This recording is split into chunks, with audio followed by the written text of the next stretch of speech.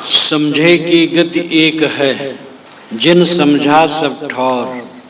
कहें कबीर ये बीच के, बल कहीं और की और। समझे की गति एक है, जितने समझदार हैं, जिन्होंने सत्य को समझ लिया है, उनकी गति एक है। गति कहते हैं चाल को, आचरण को, पहुंच को, ज्ञान को, मोक्ष को। जिनकी समझ हो गई है, उन सब की चाल, उन सब का आचरण, उन सब की पहुंच, उन सब की स्थिति, उन सब का मोक्ष एक तुल्य है। जिन समझा सब ठौर, जिन्होंने सब जगह समझ लिया। कहें कबीर ये बीच के, बल कहीं और की और। सदगुरु कहते जो बीच के लोग हैं, अभी रास्ते में हैं, पहुंचे नहीं हैं, वह और का और बलकते हैं। बलकना नाम उबलना।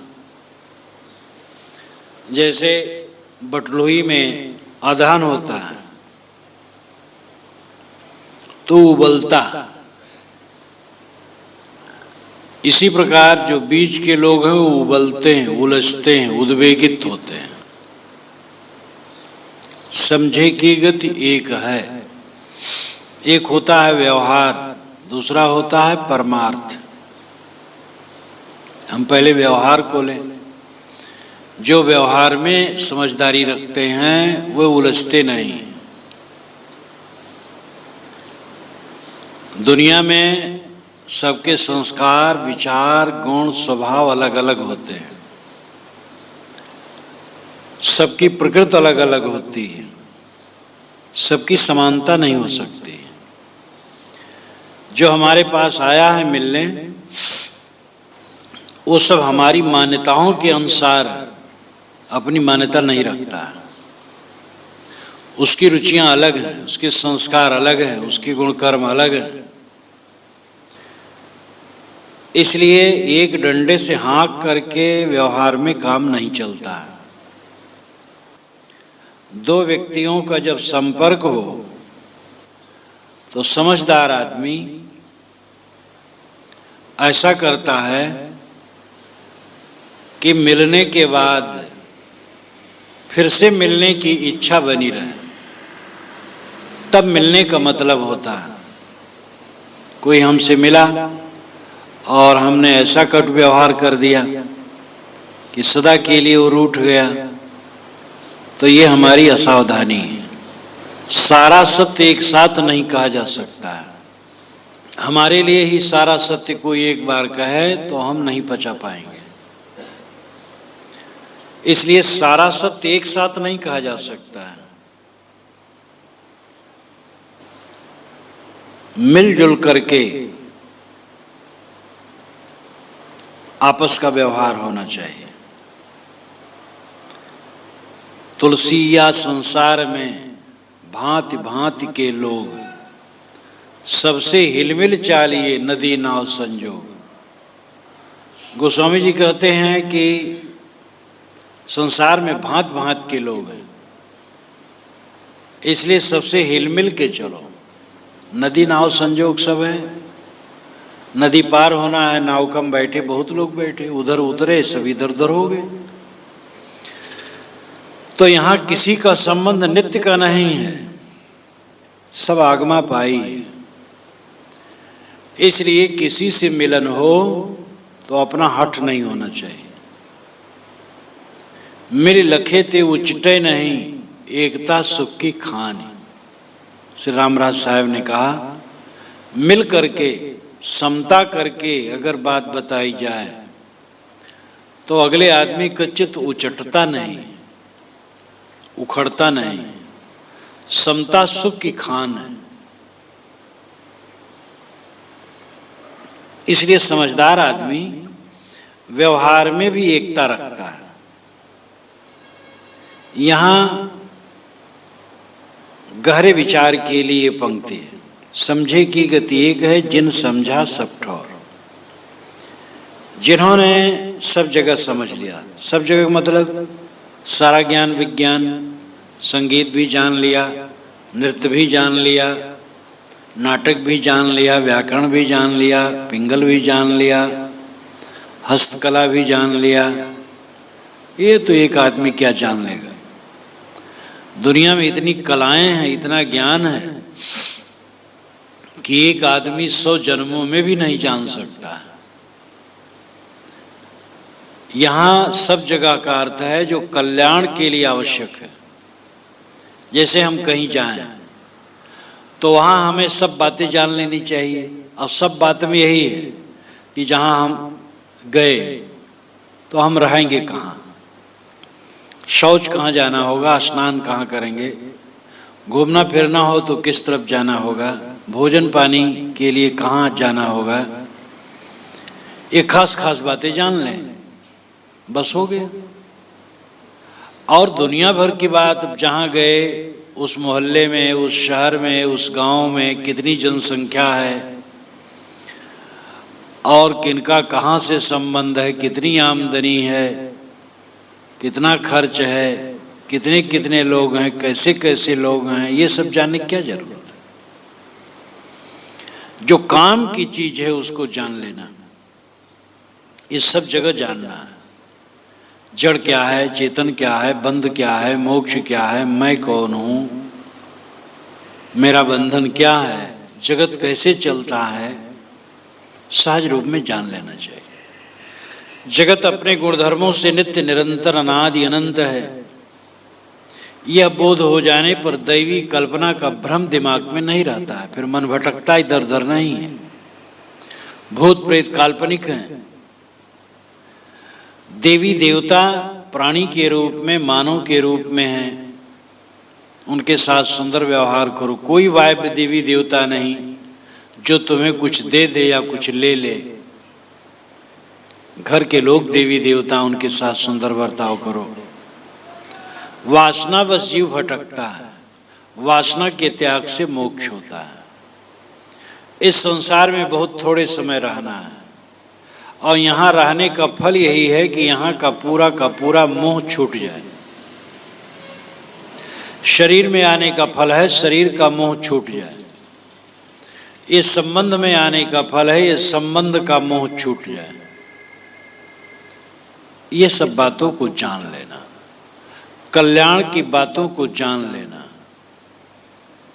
जो बंध मोक्ष है, जिसमें हम बंधे हैं, उसको जान लें, और छूटने पर मेरी स्थिति क्या है इसको जान लें। जिन समझा सब ठौर, जिन्होंने सब जगह समझ लिया, यानी सारी स्थितियां, जड़ और चेतन का भेद, उनके गुण लक्षण, जगत की स्थिति, स्वरूप का तथ्य, स्वरूप की रहनी, उसकी दशा, ये सब जिसने समझ लिया और वो रहनी में स्थित हो गया, उन सब समझदारों की एक गति होती है, एक आचरण, एक दशा, एक प्रकार मानसिक शांति। अब व्यवहार में उनके भी अंतर होता है देश काल के अनुसार। भिन्न भिन्न देश काल में रहने वाले भिन्न भिन्न स्वभाव रुचियों के अनुसार उनके खाने, पहनने, ओढ़ने, बिछाने, बैठने, उठने, चलने फिरने, बात व्यवहार करने में अंतर होगा, लेकिन मन में अंतर नहीं होगा। उनका सबका मन शांत होगा, सब दुराग्रह रहित होंगे, सब क्षोभ और वितर्कना से रहित होंगे, सबके चित्त में पूर्ण शांति होगी। समझे की गति एक है, जिन समझा सब ठौर। जो ज्ञातव्य बातें हैं, कल्याण के लिए आवश्यक हैं, उन सारी बातों को जिसने समझ लिया और अपने आप में जिसकी पूर्ण स्थिति हो गई, उन सब समझदारों बोधवानों की स्थिति एक है। कहाँ कबीर ये बीच के बल कहीं और की ओर। साहब कहते बीच के लोग और का और बलकते हैं, उबलते हैं, अधजल गगरी छलकत जाए। जिस गगरी जिस घड़े में आधे में ही जल है तो छलकता जाता है। कहीं कबीर अर्धघट डोले, पूरा हुए विचार ले बोले। कहीं कबीर ये बीच के बल कहीं और की और यानी अन्यथा है कुछ और, कहते कुछ और। होना चाहिए और हो रहा है और। होना चाहिए मन मार के शांति लेना तो विवाद कर रहे हैं, झगड़ रहे हैं। तो ये और का और है। ऐसा उत्तम जीवन क्षण क्षण जिसका दोहन कल्याण के लिए होना चाहिए, वो व्यर्थ वाद विवाद में बिताना और का और बकना है। राह बिचारी क्या करे, जो पंथिन चले विचार। आपन मार्ग छोड़ के फिरे उजार उजार। रास्ता बेचारा क्या करेगा अगर पथिक विचार करके नहीं चलता है तो। वो अपना मार्ग छोड़ करके उजार उजार में घूमता है। उजार कहते जंगल को, उबड़ खाबड़ जगह को, सुनसान। रास्ता तो बहुत बढ़िया बना, डामर रोड एकदम, लेकिन अनाड़ी आदमी उसको छोड़ करके काटाखाई में कूद रहा है। शील से रहो, क्षमा से रहो, गम खाओ, संतोष करो, संयम से रहो। अब ये सब विवेक का रास्ता बना हुआ है, लेकिन इस रास्ते को छोड़ करके लोग भटक रहे हैं। कम खाओ, सदा कम खाओ, ये सब समय कहा जाता है। आप खाते समय ज्यादा खा रहे हैं तो कोई क्या करेगा। सदा कम खाओ, अमृत भी अधिक विष है। इसलिए सदैव कम भोजन करो, कम वाणी बोलो, निरर्थक न बोलो। आवश्यकता भर अपने शरीर का व्यवहार रखो, आवश्यकता से अधिक नहीं। आवश्यकता से अधिक कपड़े न रखो। निरर्थक पैसा न बटोरो। अपने गुजर बसर भर का थोड़ा रखो और बहुत बटोरो न। लाग डांट लोगों से न रखो, ऊंच नीच हो जाए सह लो, संतोष करो। अगले आदमी से त्रुटि हो जाए क्षमा कर दो, स्वयं त्रुटि हो जाए क्षमा मांग लो। और क्षमा मांगना अगर न उपयुक्त हो तो अपने अंदर ही में सुधार लो, बस वैसा काम न करो। इंद्रियों को अपने वश में रखो, मन को वश में रखो। सेवा काम में आगे रहो, पीछे न रहो। जो तुम्हारी शक्ति है उस शक्ति के अंदर करो, कभी मुंह मत चुराओ। जितनी रहनियां हैं उन रहनियों को जीवन में उतारो। ये रास्ता बना हुआ है। संत लोग रास्ते पर चल के कृतार्थ हो गए हैं। आज भी कृतार्थ पुरुष हैं और कम बेश सभी साधक अपने अपने मार्ग में चल के रास्ता तो दिखाई रहे हैं। तो रास्ता तो है, उसके लिए प्रयोग भी है और शास्त्र भी। जब मैं एक कॉलेज में गया जहां इंजीनियरिंग कॉलेज था, तो अच्छे अच्छे धनी घराने के लड़के जवान जो इंजीनियरिंग पढ़ रहे थे, वह सब के सब कॉलेज में दूसरे तरफ जो कारखाना का रूप था वहां आए। वहां मैं भी गया, गोरखपुर की बात है। तो वहां जो उन सब का प्रोफेसर था वो अंगूठा छाप था, अक्षर नहीं जानता था लेकिन प्रयोग जानता था, मिस्त्री था। तो कोई कलेक्टर का लड़का है, कोई डिप्टी का लड़का है, वो आकर के सब उसका नमस्कार करते हैं और वो खड़ा होता है निहाई के सामने और लड़के लाते हैं उस पर रखते हैं, वो चिन्ह करता है। लड़के घन मारते हैं, कहीं छेद करते हैं, कहीं रेतते हैं, कहीं कुछ करते हैं, ये सब वो कराता है। ये प्रयोग है। वहां जब प्रयोग कर लिए तो सब के सब लड़के उस कक्ष में चले गए जहां कुर्सी टेबल लगे हैं। वहां बैठे और प्रोफेसर आकर के लेक्चर दे रहा है, तो वहां लेक्चर है और यहां प्रयोग है। वहां कारखाना है, धूल है, राख है, ईंटें हैं, लोहा है, लक्कड़ है, घन है, निहाई है, संसी है, वहां प्रयोग हो रहा है। और वहां पुस्तकें हैं, टेबल है, कुर्सी है, लेक्चर है, दोनों की जरूरत है। तो दोनों सामने है, शास्त्र है, ग्रंथ है, प्रवचन है, विचार दिया जा रहा है और प्रयोग किया जा रहा है। अब रास्ता बना है तो राह विचारी क्या करे, जो पंथे न चले विचार। अब तुम विचार करके न चलो, ज्यादा खा लो, विवाद करो, साधन न करो, संयम न करो, तब कोई क्या करेगा? राह विचारी क्या करे, जो पंथे न चले विचार। आपन मार्ग छोड़ के फिरे उजार उजार, अपना मार्ग छोड़ करके उजार उजार में घूम, जंगल में घूम रहे हैं, बेरास्ते घूम रहे हैं। बताया जाता संयम, चलते हैं असंयम। बताया जाता कम खाओ और खाते हैं ज्यादा। बताया जाता है शांत रहा करो, विवाद करते हैं। तब कोई क्या करेगा? इसलिए साहब कहते हैं अपना मार्ग छोड़ करके जंगल में न घूमो, मुआ है मर जाओगे, मुए की बाजी ढोल, सपन स्नेही जग भया, सैदानी रहेगो बोल। साहब कहते हैं मुआ है, पहले के लोग सब मुए हैं। मर जाओगे, तुम भी मर जाओगे, पक्की बात है। साहब अशुभ कहते हैं, लोग कहते हैं शुभ कहना चाहिए, और इतने बड़े संत होकर के कबीर साहब अशुभ कहते हैं। विवाह की बात करो तो मंगल है, गौन की बात करो तो मंगल है, जन्म उत्सव की बात करो तो मंगल है, मौत की बात करो तो अशुभ है, अमंगल है।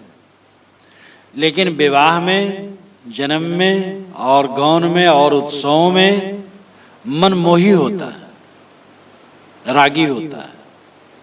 अब मौत की चर्चा में या मौत की किसी की स्थिति में जुलूस में जाओ तो मन विरक्त होता है। बारात में बूढ़े भी चिबिल्ले हो जाते हैं। बारात गए हो बूढ़े बूढ़े तो इतने चिलबिले हो जाते हैं, वो मजाक हंसी विनोद में पड़े रहते हैं। और जब कोई मर जाता है और उसकी लाश जलाने या दफनाने जाते हैं तो मनचले जवान भी गंभीर रहते और कहते भैया दुनिया में कुछ है नहीं, दुनिया बड़ी झूठी है। इसलिए मौत की याद तो अमृत है। मौत की याद से हमारे मन का पर्दा हटता है, मोह का माड़ा दूर होता है। साहब कहते मुआ है, प्रमाण है कि पहले के सब लोग मर चुके हैं। बड़े बड़े नहीं रह गए तो छोटे कौन कहा जाए। मर जाओगे, पक्का समझ लो तुम भी मर जाओगे। ये अशुभ मत समझना कि शाप दे रहे हैं, याद दिला रहे हैं कि मौत की जरा याद किया करो, राग रंग में न भूलो। ये जवानी 2 दिन की है, ये जवानी है 2 दिन का सपना। ढूंढ ले कोई महबूब अपना, ये जवानी अगर ढल गई तो हाथ मलमल के रोना पड़ेगा। इसलिए स्वस्थ अवस्था में अपना कल्याण कर लो, बुढ़ापा में होना बड़ा दुर्लभ हो जाएगा। मुआ है मर जाओगे, मुए की बाजी ढोल, मुए का ही ढोल बजता है। ढोल पुल्लिंग है, ढोलक स्त्रीलिंग है। हिंदी में स्त्रीलिंग पुल्लिंग का बड़ा चक्कर है। Ram is going, Sita is going, दोनों में एक है। लेकिन राम आता है और सीता आती है।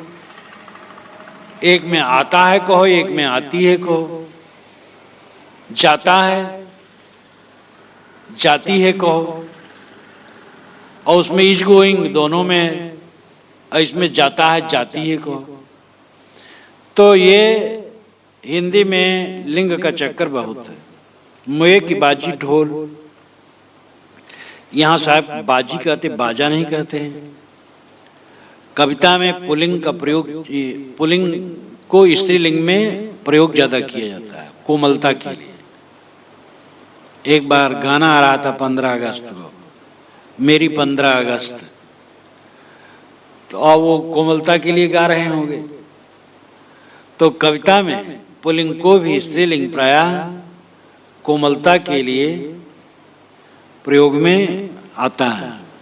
मुए की बाजी ढोल, ये शर्त है, ये नियम है कि मुए का ही ढोल बजता है, चीते का ढोल नहीं बजता।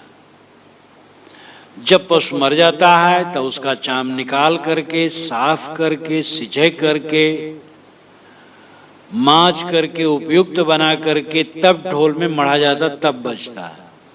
जिंदा चाम का ढोल बजना संभव ही नहीं है, मुए का ही बजता है। मर जाने के बाद चर्चा होती, अच्छे हैं बुरे हैं, फलाने ऐसे थे, फलाने वैसे थे। मुए की बाजी ढोल, और वो भी ढोल कितने दिन, थोड़े दिन। लोग कहते हमारे बाल बच्चे होंगे नाम चलाएंगे। अरे तुम अपने पितामह के पिता का नाम नहीं जानते होगे, कौन नाम चलाएंगे? हमें तो अपने पिता का नाम है, वो पितामह के नाम की याद है, पर पितामह के नाम की याद नहीं। तो 2-3 पीढ़ी में फिर नाम हम सब भूल जाता है, कौन किसका नाम चलाता है। एक बकवास, एक भ्रम है। आदमी मोह बस डूबा रहता है दुनिया में। सपन स्नेही जग भया, जगत तो सपने का स्नेही हो गया है। सपने में बड़े सुंदर सुंदर नर नारी मिले, सुंदर भूमिकाएं मिली, बड़ा भव्य भवन मिला, खूब भोग ऐश्वर्य मिला, नींद खुल गई तो वही झोपड़ी है, सामने आंख खुली तो भिन भिना रही है, चीजें गंदी गंदी, कुत्ता भूंक रहा है, अंड बंड सब पड़ा। सपने में थे तो ऐसा स्वर्णिम महल में थे, चारों तरफ झकाझक था। नींद खुली तो वही झोपड़ी। सपना के स्नेही हम हो गए। ये सब सपने का स्नेह है, जो आंखों से दिखाई देता है, एक सपना है, ये क्षणिक।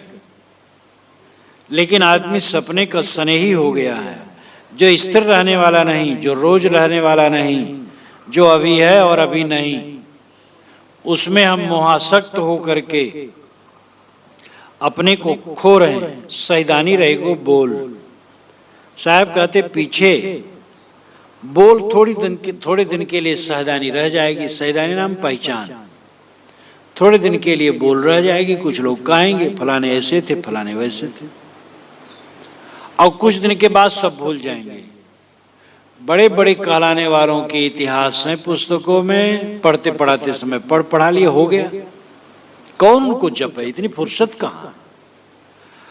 तो ये तो उंगली पर गिनने भर के लोगों की बात हुई, बाकी और लोगों को कौन पूछता है, कौन जानता है? कोई नहीं जानता। यही कॉलोनी अभी बहुत दिन से थोड़े बनी। हम लोग जब बैठे तो सुनसान था। एक कॉलोनी ठीक से कहो तो 10 वर्ष के अंदर की है, लेकिन इस कॉलोनी में इसी 10 वर्ष के अंदर में जो भवन बनवा के बैठे, उठ के चले गए। उठ के चले गए, अब कोई उनकी चर्चा ही नहीं कर रहा, ये 10 वर्ष के अंदर में। तो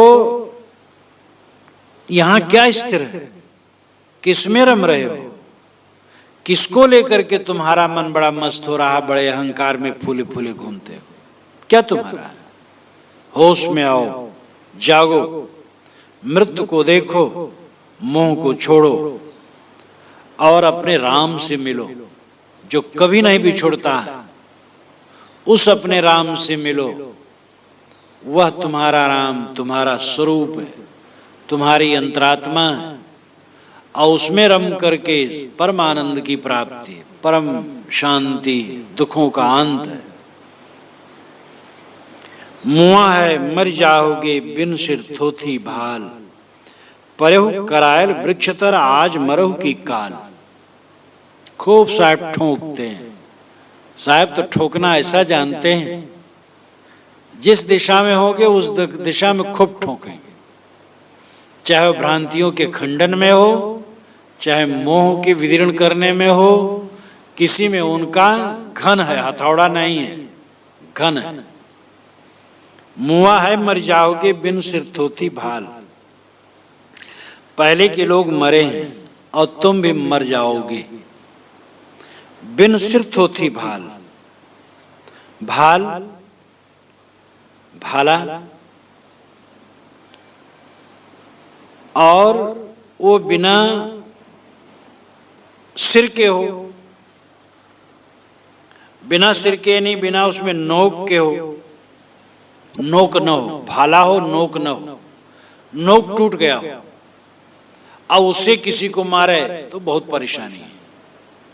मुरही छुरी से किसी को रेते कितना दुख होगा, तेज छुरी से झट से खत्म हो जाएगा, और मुरही छुरी से तो बड़ा दुखदाई होगा। जब पंचायत राज शुरू हुआ था, एकदम भारत स्वतंत्र होने के बाद, तो एक कवि ने, जो कि राजनेता भी थे, प्रथम पंचायत का जब अधिवेशन हुआ तो बहुत बड़ा अधिवेशन था, हजारों लोग इकट्ठे थे। तो वह किसको पंचायत में चुनना, किसको न चुनना, तो न चुनने में उन्होंने कहा था, पटवारी को कभी न चुनना, इनकी मुरही छुरी। फिर और क्या कहा, तो छुरी तान तान के खाएं, दही तरकारी हो रामा। भैया जान बूझ के चुनो, पंच सरकारी हो रामा। तो मुरही छुरी, पटवारी को कभी न चुनना, इनकी मुरही छुरी। पटवारी को कभी पंच न बनाना, इनकी छुरी मुरही है, और ये छुरी तान तान के खाएं, दही तरकारी हो रामा। तो मतलब मुरही छुरी, थोथी भाल, नोक रहित भाला से मारा जाए तो बहुत देर में प्राण निकलेगा। समझ लो, बिन सिर थोथी भाल तुम्हारी मौत होगी, मुरही छुरी से रेत रेत करके तुम्हारी मौत होगी। इसका मतलब क्या? इसका मतलब है तुम कुड़ कुड़ कर, जल जल कर, उद्वेगित हो कर गलते हो, और गलते गलते एक दिन मरोगे। रोज कलह, रोज उद्वेग, रोज अशांति, रोज पीड़ा, सुबह उठे नींद खुली, पत्नी पर उलझे, पत्नी पद पर उलझी, भाई पर, लड़के पर, नौकर पर, स्वामी पर, पड़ोसी पर उलझ रहे हैं, अपने जीवन से कुड़ रहे हैं। मुरही छुरी से रेत रेत करके मारे जाने की बात यही, तिल तिल करके उद्वेगित हो करके मरना, उलझ उलझ करके मरना, उद्वेगित होकर मरना। हर आदमी क्षोभ में रहता है, हरदम क्षोभ, हरदम क्षोभ, उद्वेग, काम का उद्वेग, क्रोध का उद्वेग, लोभ का उद्वेग, मोह का उद्वेग, खाने पीने की ललक, ये पाऊं खा लूं, वो पाऊं खा लूं, वो पाऊं खा लूं। क्या तू खा ले? अरे पेट में आग है, उसको बुझाने के लिए इसमें कोई सात्विक चीज थोड़ी छोड़ दे, बस शरीर की प्रक्रिया चले। और क्या खा लेगा? खाने में क्या पाएगा? मिठाई और चरफरा खा लेगा तो क्या लाभ हो जाएगा? तो खाने के लिए लालच, धरने के लिए लालच, पाने के लिए लालच, क्रोध, काम, मद मत्सर, अनेक विकार, ये सब में जीव जल रहा है रात दिन, और जलते जलते शरीर पक रहा है। अब बस एक दिन शरीर छूट जाएगा। ये मुरही छुरी से मरना, जल जल के मरना, क्षोभित होके मरना, उद्वेगित होके मरना, जिंदगी भर कुड़ कुड़ के जीवन बिताना, शांति में न रहना, ये मुरही छुरी से मरना है। थोथी भाल, मुआ है मर जाओगे, बिन सिर थोथी भाल। परव करायल वृक्ष तर, आज मरो की काल। साहब कहते करायल वृक्ष के नीचे तुम पड़े हो। करायल करील। साहब शब्दों को अपने ढंग से तोड़ देते थे। डॉक्टर हजारी प्रसाद द्विवेदी ने लिखा कि कबीर वाणी के डिक्टेटर, तानाशाह, जिसको चाहते उसको वैसे कह देते, ऐसे तुम्हें रहना है। ईड़ा पिंगला को मनमौजी कबीर ने युग्म बना लिया, इंगला पिंगला। ईड़ा पिंगला, उन्होंने इंगला पिंगला कह दिया।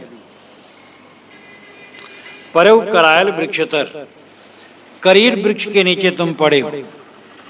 करील का पेड़ जो होता है उसमें पत्ते नहीं होते, केवल कांटों का झाड़ीदार होता है, झुग्गी झाड़ीदार। उसके नीचे बैठना भी मुश्किल, थोड़ी तो तना होती है और फिर कांटे और झाड़ी, तो वहां धूप भी लगे, कांटे भी ऊपर, पता नहीं कब चुभ जाए, परेशानी। बैठने की भी जगह नहीं, इसलिए साहब कहते परे हो, पड़ा हो, वहां बैठने की जगह ही नहीं है। परे हो करायल वृक्ष तर, आज मरो की काल, आज मरो की कल। एक करायल वृक्ष, करील वृक्ष शरीर और संसार, इसके नीचे तुम पड़े हो, रोज जल रहे हो, क्रोध काम में जल रहे हो, वासनाएं तुम्हें खींच रही हैं। स्त्री हो तो पुरुष की चाहना में, और पुरुष हो तो स्त्री की चाहना में जल रहे हो। स्वाद की चाहना में जल रहे हो, स्पर्श की चाहना में जल रहे हो, रुपए पैसे की चाहना में जल रहे हो, मान बढ़ाई की चाहना में जल रहे हो, गद्दी महंती की चाहना में जल रहे हो, हमारी पूजा प्रतिष्ठा आगे बैठा करके हो, इस चाहना में जल रहे हो। तो रात दिन तुम जल रहे हो, करील वृक्ष के नीचे पड़े हो। जिस वृक्ष के नीचे, वो करील है, छाया रहित है, कांटेदार है। शरीर और संसार ऐसे, शरीर संसार में कोई राग करेगा तो जलने की सिवा कुछ नहीं।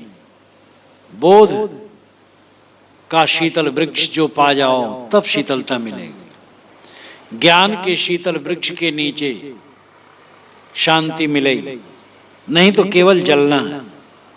परे करायल वृक्ष तर, आज मरो की काल। आज मरो या कल मरो, मरना है।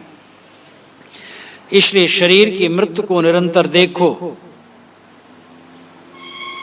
और अपनी आत्मा को इसमें से, मूंज में से सीख निकाल लेने के समान निकाल, और सब समय शरीर की आखिर को देखो, मृत्यु के दिन को पर्व के रूप में देखो। आगे शरीर के अंत का जब दिन आएगा, पर्व का दिन होगा हमारा। उस दिन सारा कूड़ा कबाड़ छूट जाएगा और मैं अकेला कैवल्य शुद्ध शांत रह जाऊंगा। इस प्रकार मृत्यु के दिन को पर्व के रूप में देखो, उत्सव के रूप में देखो, भय के रूप में नहीं। भय इसीलिए है क्योंकि देह में राग है, संसार में राग है। इससे जब पूर्ण विरक्ति होगी तब भय नहीं रहेगा। बिना पूर्ण वैराग की निर्भयता नहीं आती है। कबीर साहब की पैनी दृष्टि, पैना वैराग्य, तीखे उदाहरण, अद्भुत विदग्धात्मक तरीका, हृदय को झकझोर देने वाला। मुआ है मर जाओगे, बिन सिर थोथी भाल। परहु करायल वृक्ष तर, आज मरहु की काल। अब इतने पर वैराग्य न हो, इतने पर भी मोह न मिटे, तब क्या उपाय है? बोली हमारी पूर्व की, हमें लखे नहीं कोय, हमको तो सोई लखे जो धुर पूरब का हो। साहब कहते हैं हमारी बोली पूर्व की है, हमें लखे नहीं कोई, हमें कोई नहीं समझ पाता है। हमको तो सोई लगे, हमें वही समझ पाएगा जो ध्रुव पूरब का हो। ध्रुव नाम ध्रुव, ध्रुव ध्रुव का अपभ्रंश धुर होता है।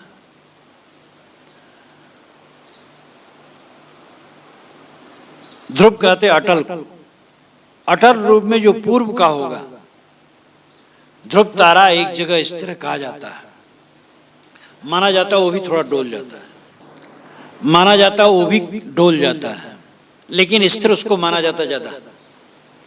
इसीलिए गाड़ी में धुर लगाया जाता है, तो जो धुर रहता है वैसे स्थिर रहता है, चक्का नाचता है, धुर वैसे रहता है, वो ध्रुव है। लेकिन धुर कहते, धुरा कहते हैं। पक्के रूप में जो पूर्व का होगा वही हमें समझेगा।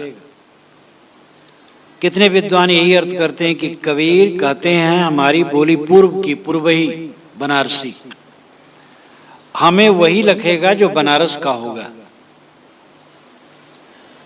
ये तो पक्का है, साहब बनारसी थे। मिर्जापुर गोरखपुर का बिच्चा उनका खास कार्य क्षेत्र था, और विस्तृत कार्य क्षेत्र पूरा भारत और भारत के इर्द गिर्द छोटे छोटे देश भी थे। देश विदेश से हों फिरा उन्होंने कहा है, और उनकी वाणी में पुट भी है और इतिहास भी है।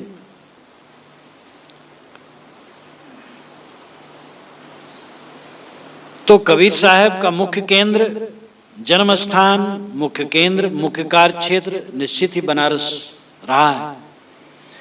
लेकिन वो ये कहते हैं कि जो हमारी बात वही समझेगा जो पूरब का होगा, बनारस का होगा।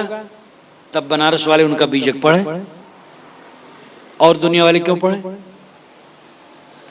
इसलिए ऐसा छिछला अर्थ करना उपयुक्त नहीं। बोली हमारी पूर्व की। पूर्व कहते हैं जिधर सूरज उगता हो। पहली पोथी में बच्चों को पढ़ाया जाता है, और सूरज उगा होता है और एक बच्चा होता है जो सूरज की तरफ मुख करके दोनों तरफ हाथ फैलाए होता है। ऐसा चित्र बचपन में मैंने पढ़ा था, प्रथम कक्षा में।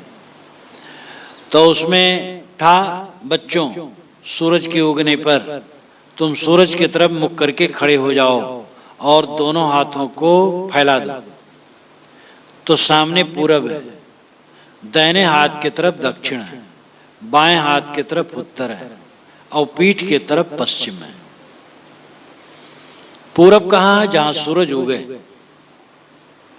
सूरज का मतलब प्रकाश, प्रकाश ज्ञान का प्रतीक है। साहब कहते बोली हमारी पूर्व की, हमारी पूर्व की बोली ज्ञान परक, ज्ञान परक बोली हमारी है, कर्म कांड परक नहीं, ज्ञान परक। अब हीरे मोती की दुकान कहीं हो और साग खरीदने वाले जाएं वहां, तो क्या खरीदेंगे? उनके पास पैसे उतना नहीं है, न परख है। कबीर साहब के जो वचन है वो हीरे मोती, ज्ञान परक है। बोली हमारी पूर्व की, पूर्व की नहीं ज्ञान परक वाणी है, हमें लखे नहीं कोई। ये साधारण कर्मी उपासक हमें नहीं समझ पाएंगे। ये तो चिढ़ जाएंगे, अरे बाबा तो ऐसा कह रहे हैं। हमको तो सोई लखे जो धुर पूरब का होगा। साहब कहते हैं हमें वही समझ पाएगा जो पक्के रूप में पूर्व का होगा, यानी ज्ञान परक बुद्धि वाला होगा, विवेकी होगा, वो समझ पाएगा। तो क्या कर्मी उपासक लोग कभी साहिब वाणी न पढ़े? ये भी सर्वथा सच नहीं। उदार कर्मी उपासक में भी होते हैं। मैं स्वयं कर्मी उपासक था, मेरे गुरु जी कर्मी उपासक और मेरे गुरु के गुरु कर्मी उपासक, 3 पीढ़ी लगातार। और ये सब वैष्णव,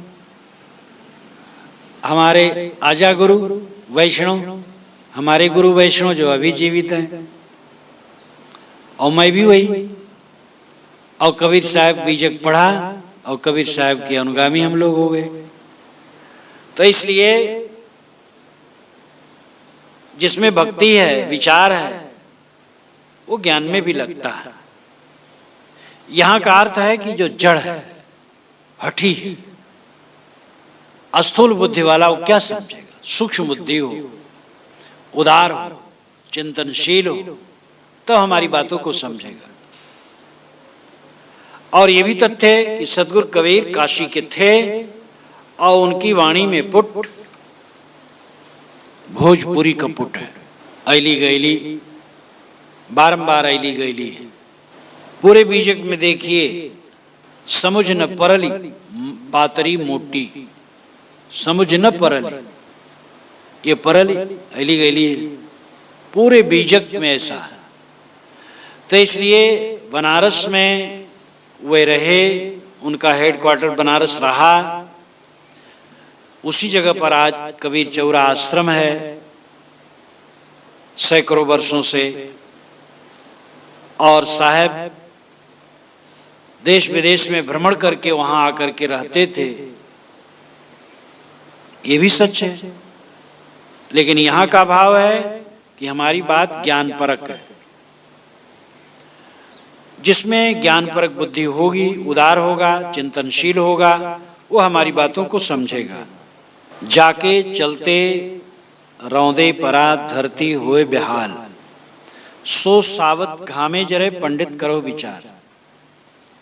साहब कहते हैं, क्या घमंड करते हो संसार का?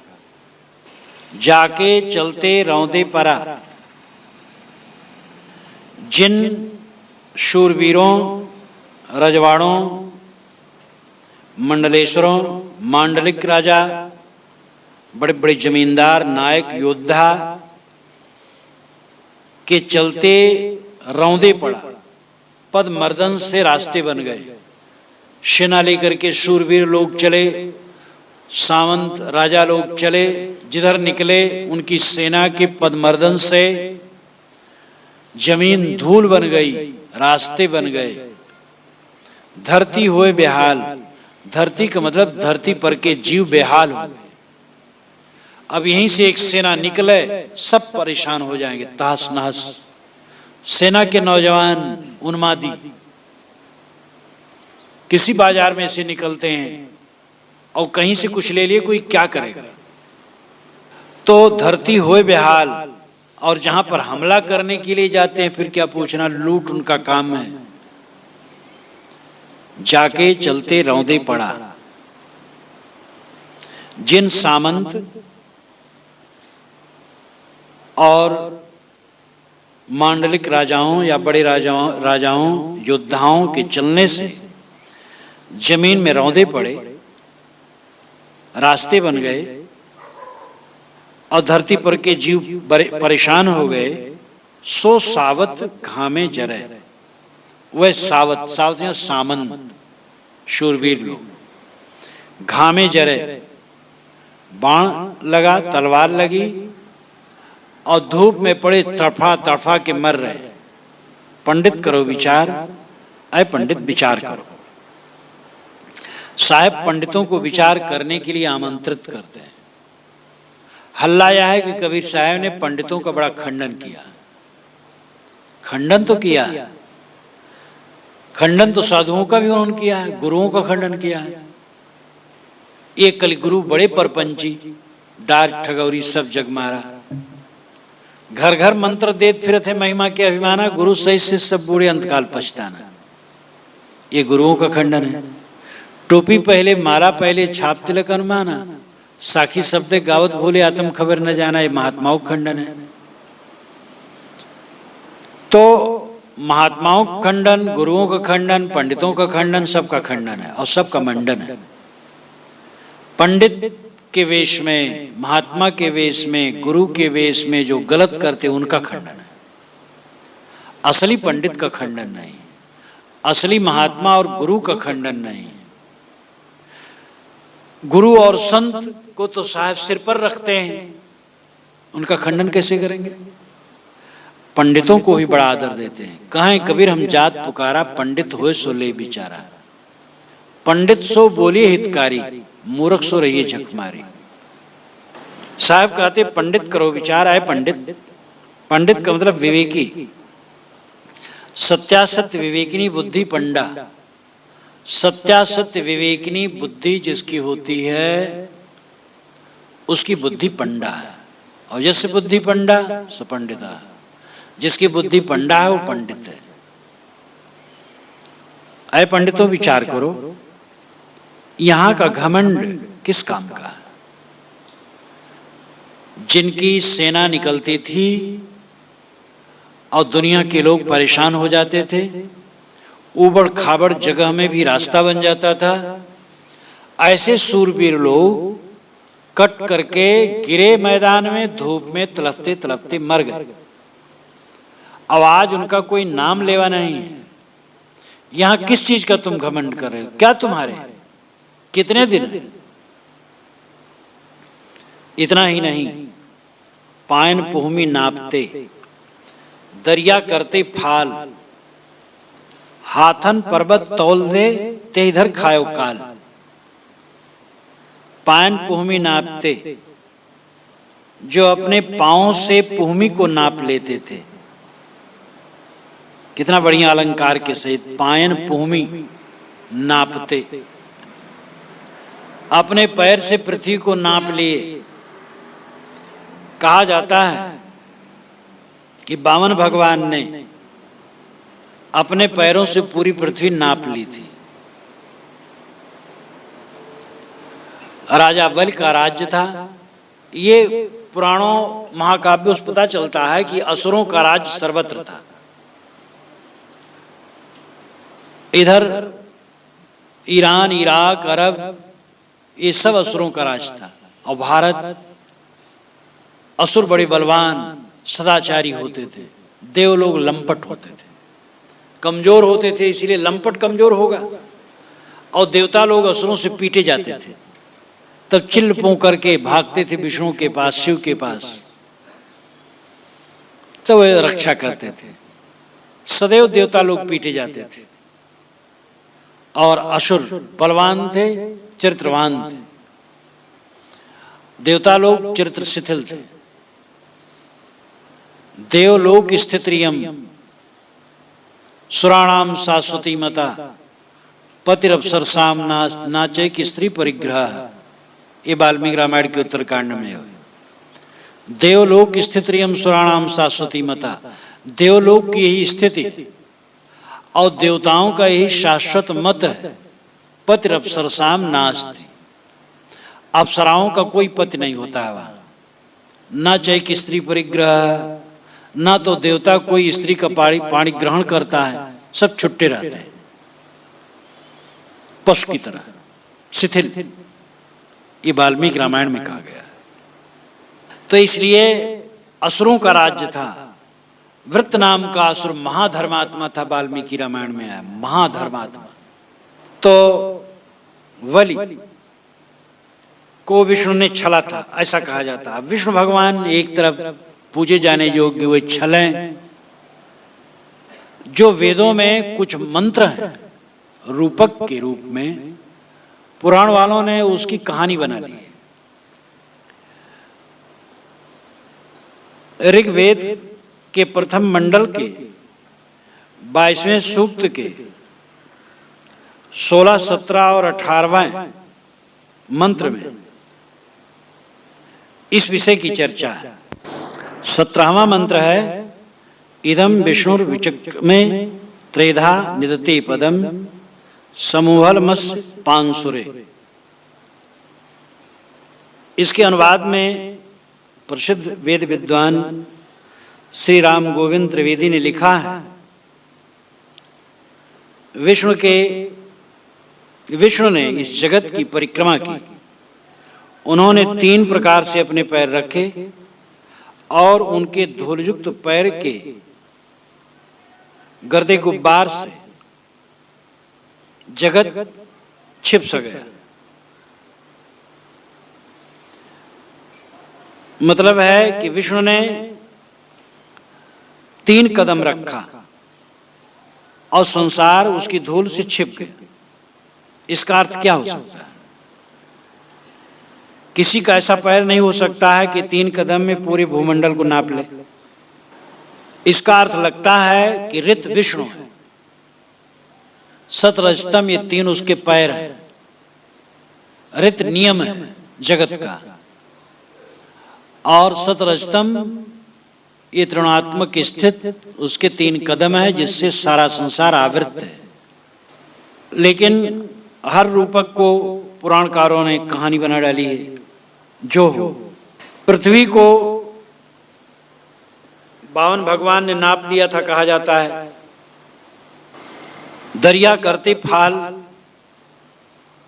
समुद्र को कूद गए थे हनुमान जी माना जाता है। अगस्त ने तो समुद्र को पी ही लिया था।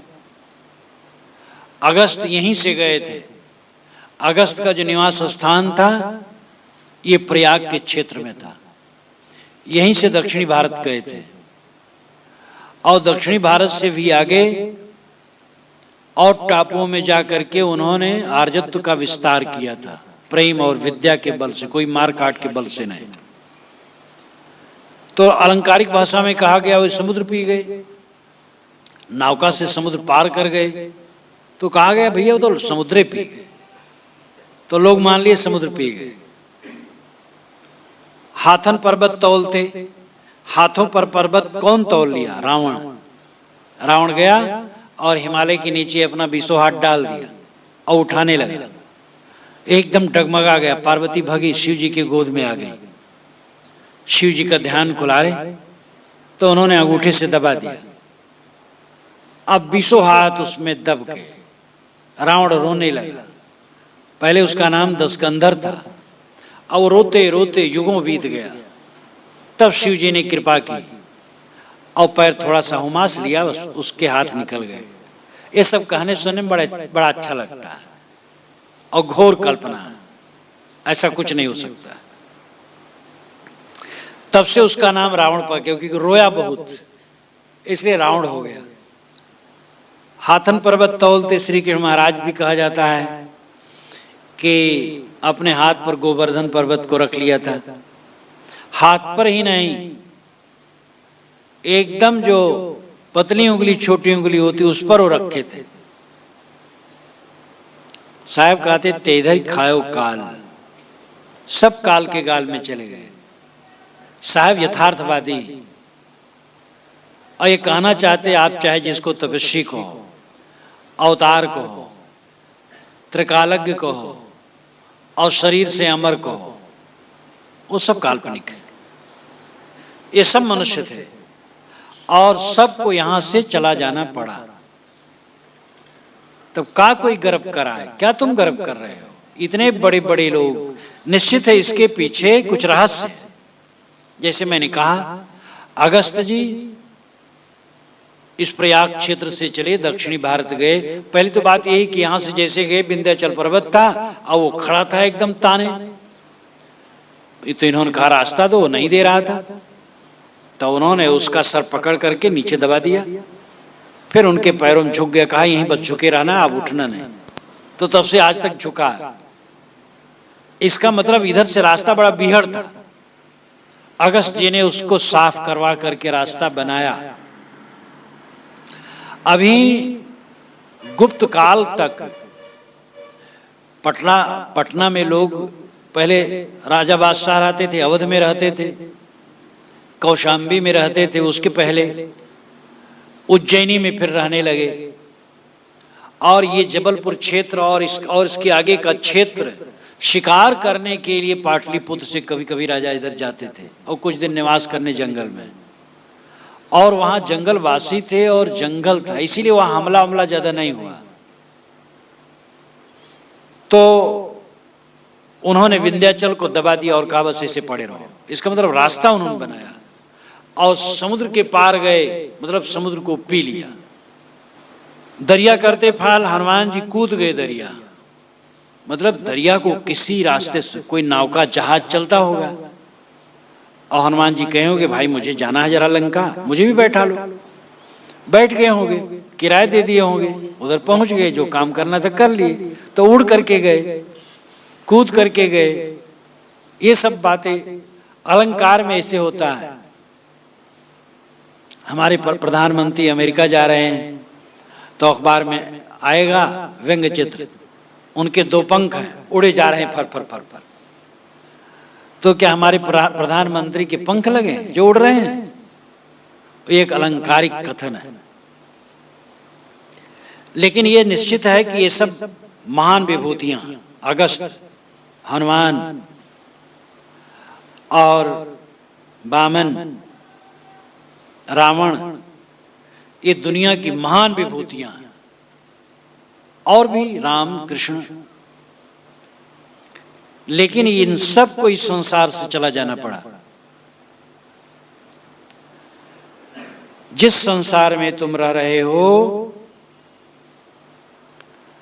वहां की चीजें स्थिर नहीं है। तुम्हारा अपना माना हुआ जो कुछ है वो स्थिर नहीं है, इसलिए अहंकार न करो। एक ही काम के लिए तुम इस संसार में आए हो, ये समझ लो, मोक्ष की प्राप्ति, और कोई उद्देश्य नहीं, केवल मोक्ष। और विषय वासना के निवृत्त के बिना मोक्ष नहीं होगा,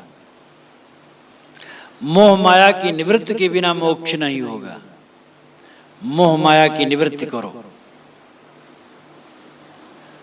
बाकी काम तो आनुषंगिक है, उसके साथ लगे हैं।